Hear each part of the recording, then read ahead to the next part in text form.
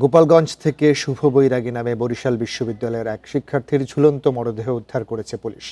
রোববার দুপুরে সদর উপজেলার বৌলতলী গ্রামের নিজ ঘর থেকে মরদেহটি উদ্ধার করা হয়।